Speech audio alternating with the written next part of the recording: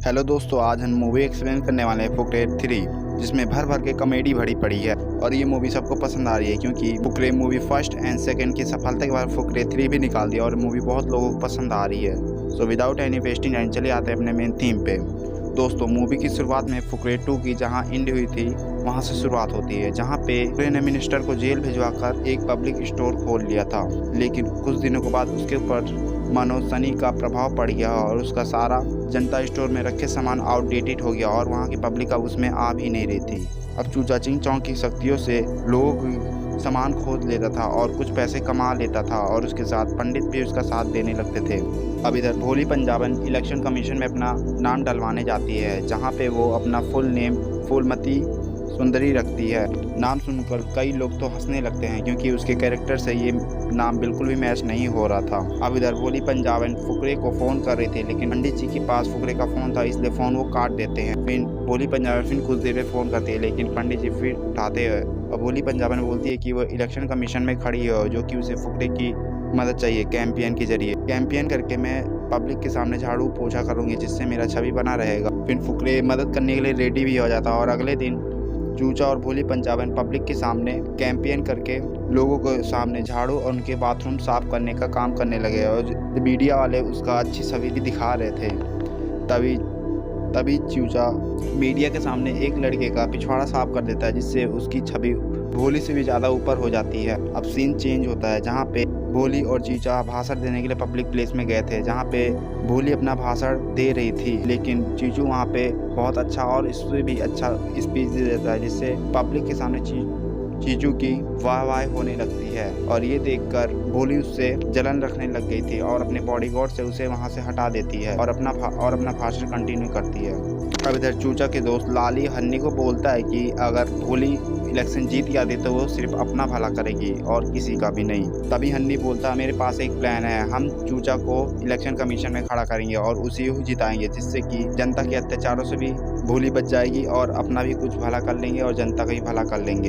अगले सीन में हम ढींगरा नाम के एक आदमी को दिखाते हैं, जो कि इस मूवी का विलन भी होता है और वो निर्दयी टाइप का होता है, वो बदमाश टाइप का होता है और भोली को कुछ पैसे देखता है और कहता है कि ये इलेक्शन तुझे किसी न किसी तरह से जरूर जीतना है, नहीं जीतेगी तो तेरा खेल समाप्त हो जाएगा। दरअसल ढींगरा एक वाटर सप्लाई का बिजनेस था उसका और उसे भोली को जिताकर इलेक्शन कमीशन में वाटर मिनिस्टर का पद देना चाहता था, जिससे कि वाटर का सारा सप्लाई अब उसी के पास और पैसा ढेर सारा कमाए।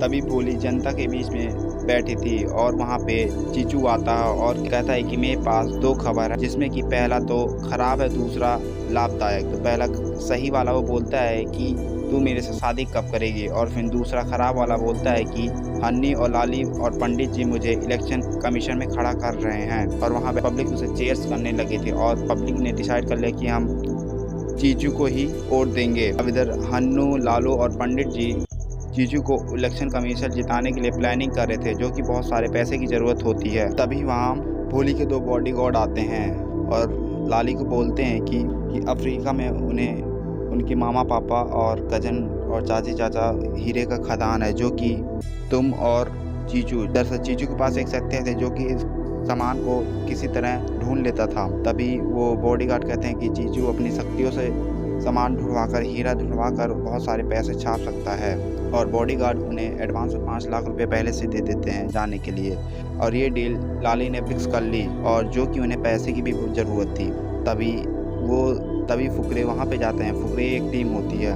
फुकरे साउथ अफ्रीका के लिए निकल जाते हैं, लेकिन चीचू एयर होस्ट में बहुत अजीबोगरीब सवाल पूछा था, जैसे कि अगर बाथरूम उसे लगी तो कहाँ पे प्लेन लैंड होगी और कहाँ पे करेगा, और अगर प्लेन क्रैश हो जाती है तो कैसे हम बचेंगे। अब प्लेन रवानगी हो गई साउथ अफ्रीका के लिए और अफ्रीका में आते ही एयरपोर्ट पर बॉडीगार्ड के मामा पापा और मम्मी पापा सब उसका स्वागत कर लिए।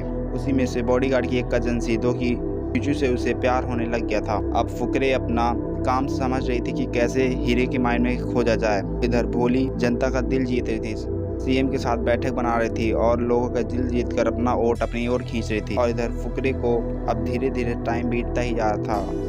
तभी चीचू को वो शक्तियाँ याद नहीं आती हैं और चीचू को वो शक्तियाँ तभी याद होती है जब वहाँ कुछ होने वाला होता है, लेकिन चीचू को ऐसा कुछ नहीं हो रहा था। तभी लाली बोलता है कि भोली को कौन बताया कि वो चीचू इलेक्शन कमीशन में खड़ा हो रहा था और उन्हें लग गया था कहीं ना कहीं भोली की ये चाल थी जो कि उन लोगों को साउथ अफ्रीका भेजकर और अपने इंडिया में इलेक्शन जीत जाएगी, क्योंकि वहाँ अगर चीचू होता तो इलेक्शन वही जीतता। इसीलिए उन लोगों को मन बहलाने के लिए साउथ अफ्रीका भेज देते। अब उन्हें कहीं ना कहीं इसका एहसास होने लग गया था और वो लोग कहते कि अभी कुछ ही दिन बचा है जो कि हम इंडिया जाकर चीचू को फिर से इलेक्शन जिता सकते हैं। फिर लाली पूछता है कि कौन भोली को बताया है कि चीचू इलेक्शन में खड़ा हो रहा था। तभी चीचू की ओर मुंह देखकर सब जान जाते हैं कि चीचू ने खुद ही ये सब बताया है। फिर चीचू को अचानक से शक्तियाँ आ जाती हैं। फिर वो उसे शांत करा देता है लाली, क्योंकि उसे गुस्सा आ रहा था। लेकिन रात में चीचू काइल माइंड में जाता है और हीरे को खोजने की शक्तियाँ आ जाती है और वो एक हीरा पा लेता है उन शक्तियों से। तभी वहाँ पे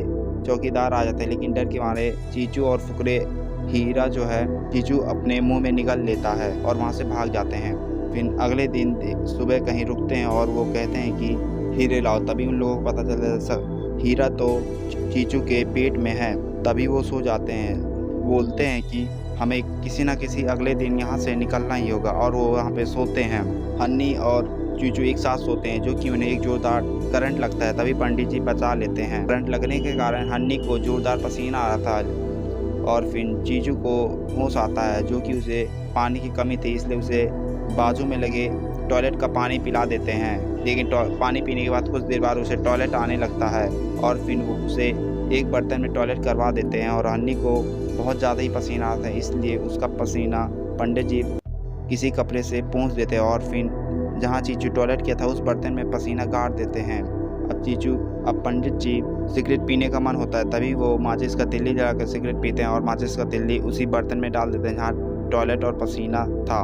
उसी बर्तन में डालने से आग लग जाती है। तभी हन्नी को सुबह और लाली को सुबह पता चलता है कि आग कैसे लगी। तभी उन्हें पता चलता है कि आग इसलिए लगी क्योंकि चीचू के पेट में जो हीरा है उसी कारण लगी थी, क्योंकि उसका टॉयलेट और हन्नी का पसीना मिलकर कुछ ज़रूर चमत्कार और रिएक्शन हुआ, तभी ऐसा राह लगा। दरअसल ये पेट्रोल बना रहा है और ये किसी चमत्कार से कुछ नहीं है। तभी फुकरे बहुत खुश होते हैं और अगले दिन एयरपोर्ट से इंडिया पहुंच जाते हैं। लेकिन वहां देखते हैं भोली के कई सारे जोरों शोरों से प्रचार होते हैं। उसके इलेक्शन जीतने के बहुत ज़्यादा चांसेस होते हैं, क्योंकि टैक्सी वाले सारे उसी के ही पोस्टर लगा के इधर उधर घूम रहे थे और गली मोहल्ले में भी उसका ही जलवा दिख रहा था पोस्टरों से।